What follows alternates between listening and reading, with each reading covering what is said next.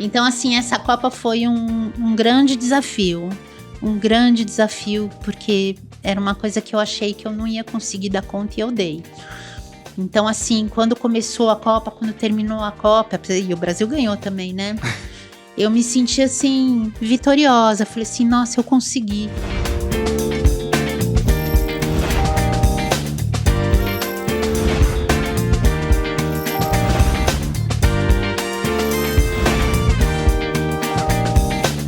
E olha, hoje eu tô recebendo aqui a Cris Freitas, que tem muita experiência com jornalismo esportivo, que é inclusive uma área que eu não entendo nada, principalmente futebol. Você já viu comentando alguma coisa de futebol aqui no canal? Se você viu, com certeza você viu falando que eu não entendo nada de futebol. Então, por isso eu tô trazendo uma pessoa que entende muito sobre o assunto. E aí, Cris, tudo bom? Oi, tudo bem? E você, Fernando? Tudo bem. Obrigada pelo convite. Eu que agradeço você ter aceitado e Muito me ajudar obrigada. aqui, levar um conteúdo relevante pro pessoal que acompanha aqui o canal. Vamos lá. Ô, Cris, agora eu queria entender, como é que você começou no mundo esportivo? Como é que você caiu aí? Você caiu meio que de paraquedas? Foi uma coisa que você escolheu?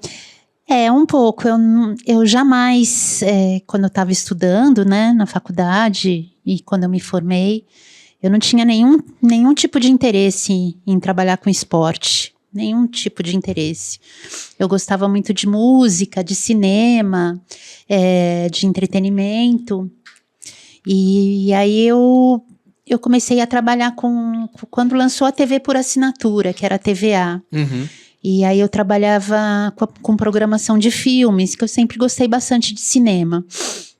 Trabalhei um tempo com isso, depois saí, depois fiz um pouco de produção comercial, até que uma amiga minha falou que estava lançando TVA Esportes, que eles iam transmitir alguns torneios de futebol, e aí ela perguntou se eu queria trabalhar lá como coordenadora de produção.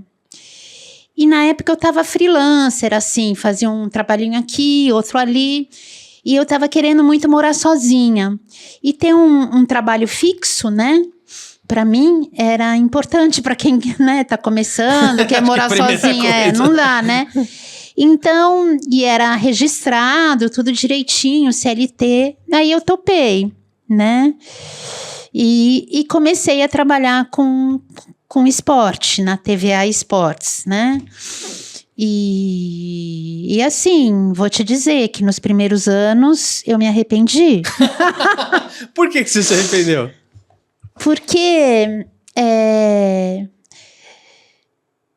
era um ambiente muito machista, né? Muito machista. Agora melhorou muito. Uhum.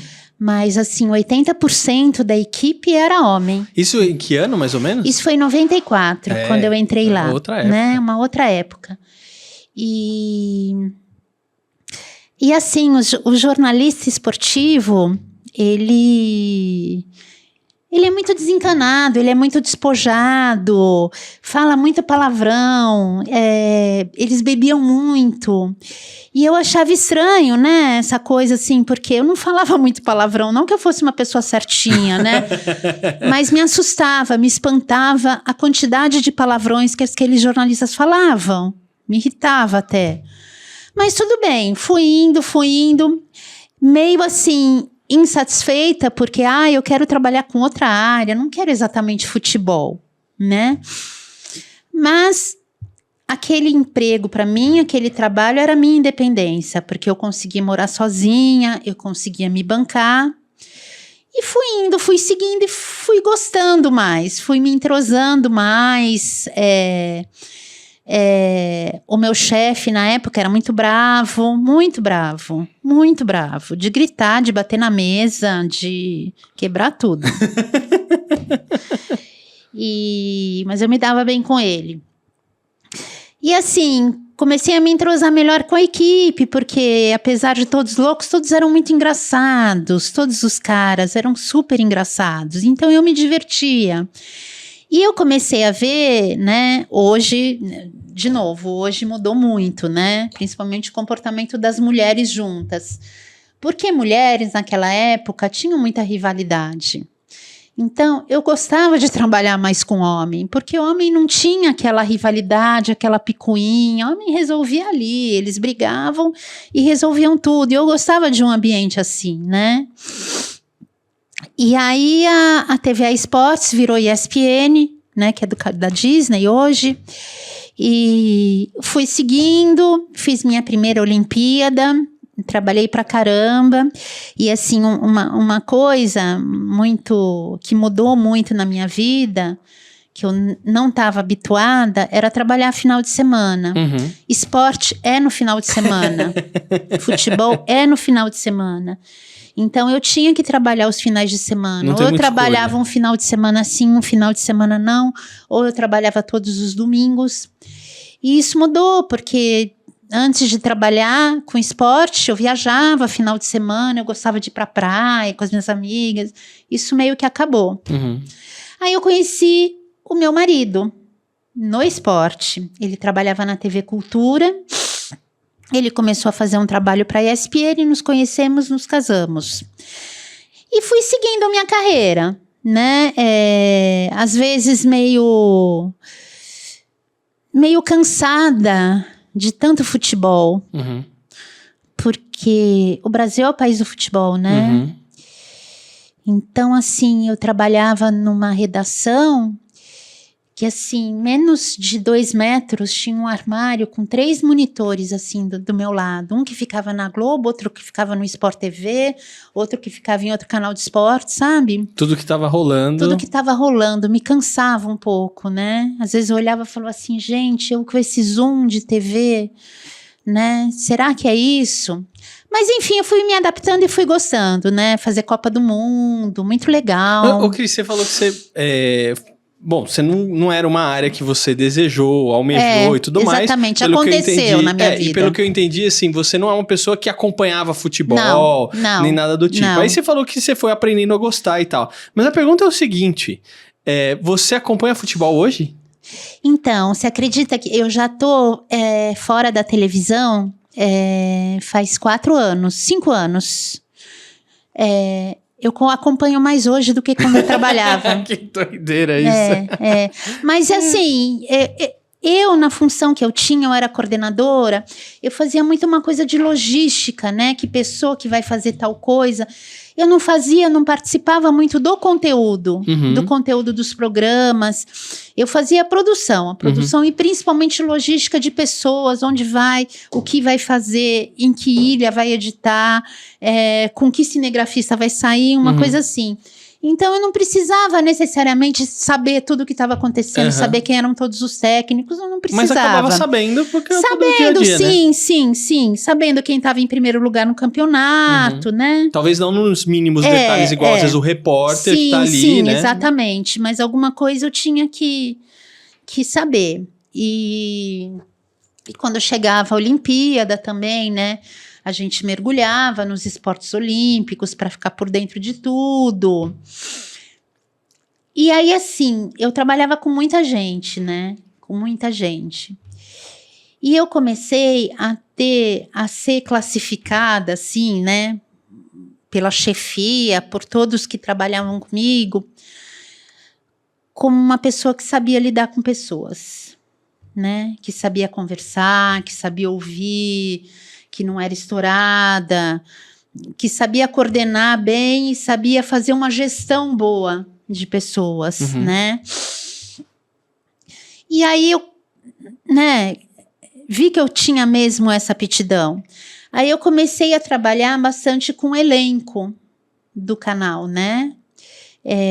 Então, assim, por exemplo, quando tinha Olimpíada, eu era responsável pela contratação de todos os comentaristas olímpicos. Ah, que legal. Desde o comentarista de badminton até o de tênis de mesa, de salto em altura, Pô, mas de muita atletismo. Coisa. Mas era um trabalho que a gente começava a fazer um ano antes. Grila, meu. Esse deve ser um trabalho infernal, era, assim, meu. 40 comentaristas. Mas um ano antes a gente já começava a mexer, a entrar em contato. Nem me pagando faria isso.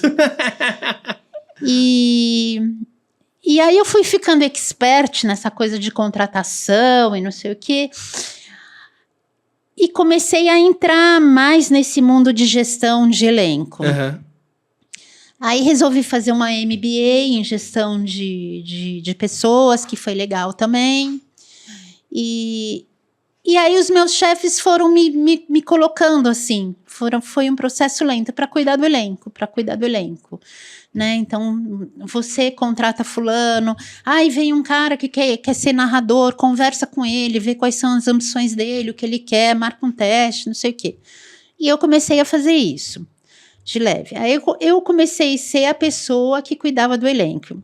E na ESPN... E elenco, em outros lugares também, é chamada de talent, em inglês, né? Talento, talents, né? Aí fui cuidando, e além de cuidar do elenco, eu fazia toda a logística de produção também, né?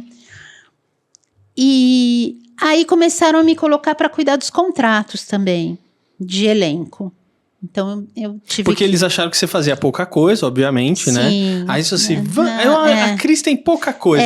Vamos botar para fazer um contrato também, né? Mas foi interessante porque eu aprendi essa parte jurídica, porque o elenco de um canal não era contratado CLT, era contratado PJ. Agora está mudando isso. Eles estão seletizando. Mas era contratado como PJ, então tinha o contrato, as exigências do contrato, se tinha multa no contrato, se não tinha, o que o contrato permitia para o talento fazer fora da emissora. Então eu comecei a cuidar disso, né? E aí eu fiquei tão envolvida nisso que eu acabei saindo da produção, né? E fiquei cuidando só de gestão de elenco e contratos. Aí me mandaram para os Estados Unidos para eu conhecer como a ESPN gringa, né? Trabalhava lá com talentos, com contratos. Aí eu... Que a ideia era aplicar um padrão aqui, né? Sim. E assim, trabalhar com elenco é você lidar com vaidades, né? Então, assim, era um pouco... É difícil. Não é todo mundo que tem saco, não. Ô Cris, agora você comentou que você... você fez 5 Copas do Mundo e você participou de 6 Olimpíadas. Nessa sua trajetória toda, né? Qual foi o mais desafiador? Das Copas e das Olimpíadas? A da Coreia e do Japão, de 2002. Sério? Por causa do horário? Porque assim, na Copa da Coreia e do Japão... A gente, né, a ESPN não tinha os direitos de transmissão, só a Globo que tinha, né? E aí o meu chefe queria, não, vamos mandar a equipe, vamos fazer acontecer, fazer matéria, ficar com a seleção, papapá. Daí ele falou assim, isso bem antes da Copa, né? A Cris vai fazer todo o planejamento de viagens. De onde a equipe vai, todo o orçamento. E, poxa, né? Vou, assim, comparar, né? A Coreia com a Alemanha. A Alemanha, os nomes, você tem, o jogo do Brasil vai ser em Munique, o jogo de não sei o que vai ser em Frankfurt, em Berlim. Agora, a Coreia, não conhecia nada. Nada. E aí eu lembro que quando eu comecei, eu peguei aquilo, eu fiquei muito insegura. Eu falei, eu não vou dar conta, eu não vou. Mas aí eu comecei fazendo, foi um grande desafio para mim, fazendo, fui me familiarizando, fui estudando a tabela da Copa do Mundo, para onde a seleção brasileira ia jogar, quais eram os adversários da seleção, e nossa... E aí, deu certo. Ô Cris, você sabe que você poderia ser uma excelente professora de geografia, né? Será? Porque... Acho que não. Esse só negócio que você aprendeu dos nomes da cidade, porque assim, a gente tá falando de Coreia e Japão, mas fora as outras, né? Então, assim, essa Copa foi um grande desafio. Porque era uma coisa que eu achei que eu não ia conseguir dar conta e eu dei. Então, assim, quando começou a Copa, quando terminou a Copa, e o Brasil ganhou também, né? Eu me senti, assim, vitoriosa. Falei assim, nossa, eu consegui. Eu consegui uma coisa que eu achei que não fosse rolar. Não ia dar conta. Que eu ia jogar a toalha, né? Eu consegui, deu certo. Então, esse foi o grande desafio. E o outro desafio foi a primeira Olimpíada, né? Que foi quando eu trabalhava lá, a de Atlanta, que foi em 96. Que também era aquela coisa de contratar comentarista, só que eu tive pouco tempo para fazer. Eu não sabia, enfim, né? Não tinha prática ainda. Não tinha prática. Uma coisa é você fazer a primeira Olimpíada, outra coisa é a sexta, né? E aí foi indo assim, né? E quando chegava esses grandes eventos, Copa, Olimpíada... Era muito compensador, era bem legal. Cris, e aí, nesses grandes eventos, eu sempre cuidava do elenco. Muito bom. Muita coisa. Bastante. Ô, Cris, como a gente tá falando de Copa do Mundo, quero chamar aqui o Thiago Berrache, que ele é um especialista de Copa do Mundo e ele sempre tá trazendo aí algum fato histórico ou uma curiosidade sobre Copa. Vai aí, Thiago! Bom, nós sabemos que o Brasil não ganhou a última Copa do Mundo, perdeu no Catar em 2022. Agora, você está preocupado com a falta de títulos da seleção brasileira em Copas do Mundo? Pois é, se o Brasil não ganhar a próxima Copa em 2026, vai ser a maior fila em mundiais da história da seleção brasileira. Pois é, a gente tem que lembrar que a primeira Copa foi disputada em 1930 no Uruguai. O primeiro título do Brasil foi 28 anos depois, em 1958. No entanto, no intervalo de 5 Copas, porque nós não tivemos as Copas de 42 e 46 por causa da Segunda Guerra Mundial. Depois do título de 58, o Brasil vence em 62 no bicampeonato e volta a vencer em 1970 no Tri, no México. Depois, a seleção fica 24 anos na fila, mais 5 Copas de fila até vencer a Copa de 94 nos Estados Unidos. Aí, na sequência, o Brasil volta a vencer em 2002, o título naquela Copa que foi organizada em conjunto pelo Japão e pela Coreia. E não mais ganhou. O Brasil perdeu depois as Copas de 2006, 2010, 2014 e 2018. Ou seja, foram 4 Copas do Mundo perdidas. Se o Brasil vencer a próxima Copa, aí a fila fica também com 5 Copas do Mundo sem uma vitória. Mas se o Brasil não ganhar a próxima Copa, aí teremos pelo menos a maior fila já da história das Copas do Mundo com a seleção brasileira. A seleção que é a única pentacampeã mundial e não pode ficar decepcionando por tantos anos a torcida brasileira.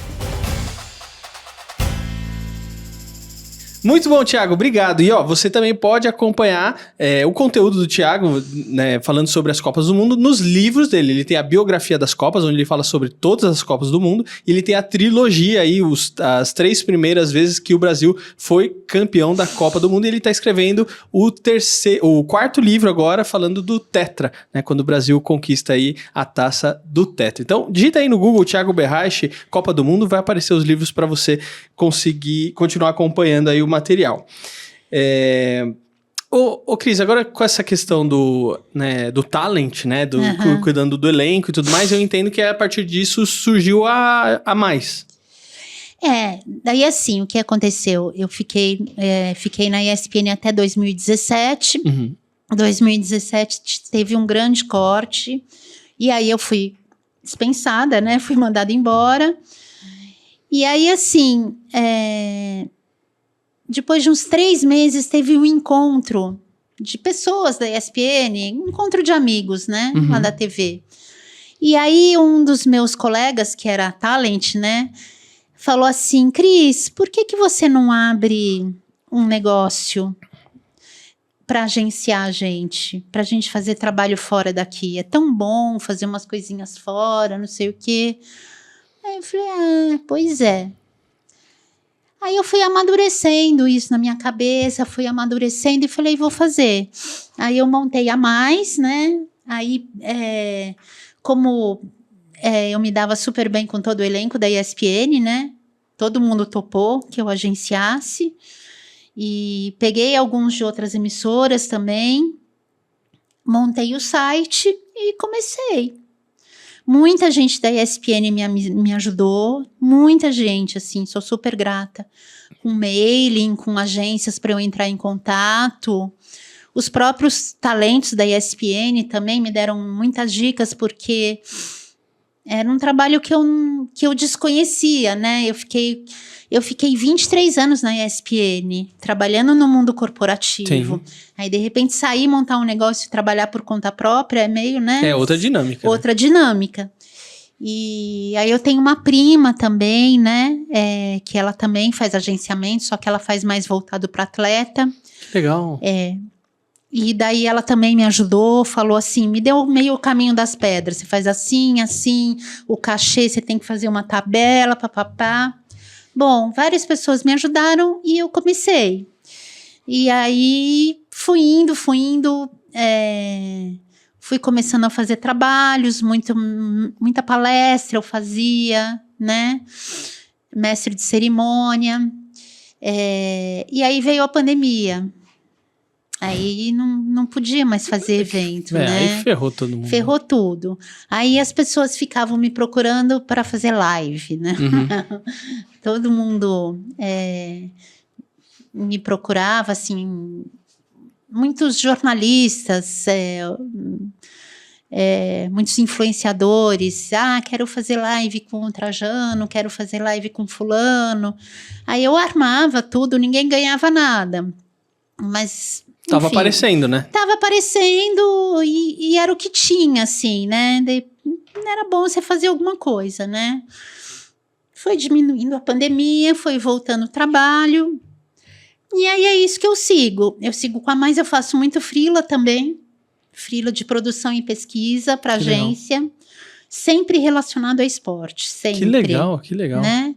Então, fiz agora uma grande para a Copa do Mundo de futebol feminino, que foi super legal. E vou seguindo com o meu agenciamento. Ô, Cris, agora você trouxe essa questão, né, que o pessoal começou a te ver como uma ponte essencial, se não fundamental, entre, né, a empresa e o jornalista, ou o radialista, ou entre a emissora e essa pessoa. Sim. Então você fez uma ponte muito bem e o pessoal entendeu. É quase que o RH ali do departamento todo para fazer isso daí, né? E a Maísa me comentou, falou assim, Fernando, a Cris é uma pessoa muito doce, ela é muito gente boa, e ela é muito tranquila, e ela quando tem um problema, ela vem com aquela coisa assim, não, olha, mas é o jeito da pessoa e tal, e você contorna toda a situação para amenizar tudo, para tudo ficar uma coisa mais tranquila, né? Como que você faz isso? Nossa, boa pergunta. Porque tem gente que é uma coisa, mas você você desenvolveu, como é que foi? Eu desenvolvi também porque, assim, nesses 23 anos trabalhando na ESPN com produção, eu resolvia muito o abacaxi. A batata quente jogavam na minha mesa um monte de batata quente e eu tinha que resolver. Aí eu lembro que a princípio, quando eu comecei a trabalhar lá, nossa, gente, eu ficava assim, tem gente que olha pra mim até hoje e fala, ai meu Deus, lembra quando você falava, ai meu Deus, porque eu falava, ai meu Deus, eu não vou conseguir. E eu fui me habituando a resolver problema. Eu era uma resolvedora de problema. Quem faz coordenação de produção numa produtora ou numa emissora? Tem que resolver treta o dia inteiro. Exatamente. Então, eu era resolvedora de problemas. Aí eu fui ficando expert em resolver problemas. E os problemas eram sempre relacionados com pessoas. Entendeu? E aí eu fui pegando essa era muito mais problemas relacionais do que problemas técnicos. Tinha problemas técnicos e relacionais também, né? Tinha muito problema de logística, né? E os problemas relacionais eram grandes. Então, assim, eu lembro que vinha tanta gente reclamar comigo, porque não sei o quê, porque eu tô cansado, que não sei o quê. Era que não terapeuta sei o quê. do grupo, né? Que eu jamais ia pro meu chefe reclamar, porque eu detestava, eu não admirava as pessoas que vinham, né, reclamar, se queixar. Então eu não fazia isso com o meu chefe. Eu ia para ele já com uma solução, entendeu? Com um problema e com uma solução. As pessoas me procuravam só com problema. Então, fui adquirindo essa sabedoria, né? De tentar desvendar, de tentar contornar os problemas. E assim, uma característica que eu tenho é ser otimista, né? E sempre achar, tudo vai dar certo. No fim, tudo dá certo, No fim, tudo dá certo. Se não a chegou Copa do Japão, né? Que eu tinha medo, deu certo. Então, assim, quando mais pra frente eu tinha outro tipo de problema, eu pensava nos anteriores. Lembra a Copa do Japão e da Coreia, que você achava que você não ia dar conta, que você ficou desesperada? Saiu. Lembra a Olimpíada de 2004 em Atenas, que você chorou, que você não sei o quê? Deu tudo certo. Então, na minha cabeça, tá tudo certo, tudo vai dar certo. Né? É otimismo. O que dizem é que se não deu certo é porque não chegou no fim ainda. É, exatamente. Então, assim, sempre me mantive otimista. Porque às vezes nesse trabalho de agenciamento eu também pego uns pepino também. com divergências de pessoas, né? Mas a gente Não, isso é contorna, essencial. E é essencial isso que você disse para qualquer negócio, para qualquer lugar que você esteja, que é você tem um problema, mas você já chegou para a liderança assim, ó, eu tenho esse problema, minha solução é essa. E aí? Exatamente. Entendeu? Então não é uma coisa assim, ai meu Deus, não sei o que fazer e tal, e aí você levava um outro problema. Eu não ficava desesperada, né? Eu não levava desespero, né? Porque, assim, televisão é um pepino, né? É só todo dia. Jornalismo todo dia. É um pepino. E, então, assim, se tudo você que não envolve mantém ao vivo ainda é pior ainda. Se você não mantém a calma, né? Então, assim, tinha que manter a calma, ser otimista, vai dar tudo certo. Ô, né? Cris, agora é o seguinte. Adorei conhecer a sua trajetória. Ai, obrigada. Mas eu descobri que você fez uma pós-graduação de gerontologia. Fiz. O que é isso e por que você foi fazer isso? Então, eu sempre gostei de pessoas idosas. Sempre me relacionei bem com pessoas idosas. Sempre tive paciência. E, enfim. E quando eu saí, né? Quando eu me vi lá desempregada, né? Eu entrei numas de assistir palestras, né? Então, não sei se você conhece um portal que chama Maturi. Sei. Muito legal, do Morris. Eu começava a assistir palestra de lá. E aí, fui assistindo, montei a mais, né? E aí, eu fui selecionada, convidada, para fazer um curso gratuitamente, um curso de 3 meses, para trabalhar cognitivo de idosos.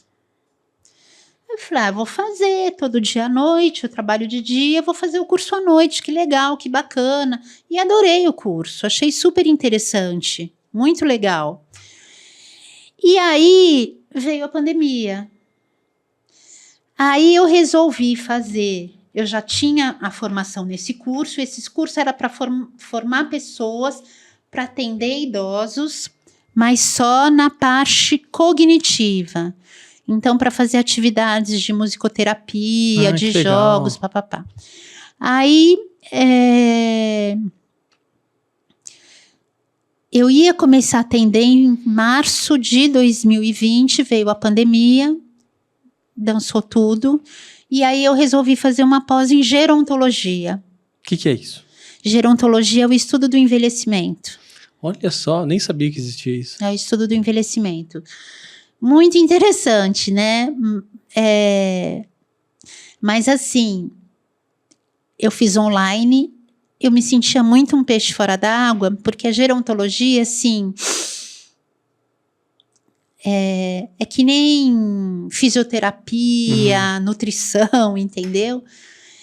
Eu entrei numa turma que eu era um ET, porque todo mundo era da área médica. Então e você tinha era da muito área enfermeiro, então tinha muito fisioterapeuta, psicólogos, nutricionistas, e eu era radialista. Então eu não tinha conhecimento, né? Então eu lembro que nas aulas ele falou assim, porque os MI, né? Eu falava, caralho, o que é MI? Membros inferiores. Putz, você teve que estudar o dobro do que Exatamente. a galera que já eu tava não lá, sabia, não entendia a linguagem. Tive que estudar, tive que aprender algumas coisas. Mas foi super legal. Foi super legal ter feito. Conheci pessoas mesmo, porque aí quando começou aquele mundinho online, né? Foi muito interessante. Trabalho com isso ainda. Atendo um idoso por semana. Antes eu atendia 3, atendo 1 agora. E E assim, idoso é uma profissão de futuro, né? Porque cada vez mais o Brasil vai... Ficando com cada vez mais gente idosa. E é um trabalho muito gratificante, porque é um trabalho de ajuda, né? Você vai lá na casa do idoso. E durante a pandemia, eu atendia eles... Caraca, conversando no telefone, contando coisas, falava pro idoso me contar como foi o casamento dele, qual a melhor viagem que ele já fez na vida. Eu jogava stop. Olha que legal. Pelo telefone, tinha uns que eu atendia online. Que legal. Foi bem legal. Conversei com bastante idoso. idoso. Quase uma terapia ocupacional? Mais ou menos. Mais ou menos. Que legal, Cris. Só que assim, eu não tenho formação médica, né? Uhum. Foi bem legal. Eu gosto. Cris, pra gente fechar, se te convidassem novamente pra uma Copa do Mundo ou pra uma Olimpíada, você vai? Claro. Claro. Não pensou duas vezes, hein, gente? Claro. Na lata, claro, eu tô pronta aí, vamos embora, né? Trabalhar pra caralho. Trabalhar muito. Vamos fazer um combinado, se você for, na próxima você me chama, tá bom? Chamo, claro. Cris, obrigado por você ter vindo, Obrigada a Foi muito você, legal. gostei muito. Muito obrigada. E Obrigada. se você nos acompanhou até aqui, não esquece de deixar o seu like, o seu comentário, se inscrever no canal e acompanhar também a agência Mais. Qual que é o site? É Mais? www.maisac, que é mais agenciamento e comunicação.com.br. Tá, escreve o mais mesmo, tá? MAISAC.com.br. Acesse o site, vai conhecer um pouquinho mais. Vejo você no próximo episódio. Tchau!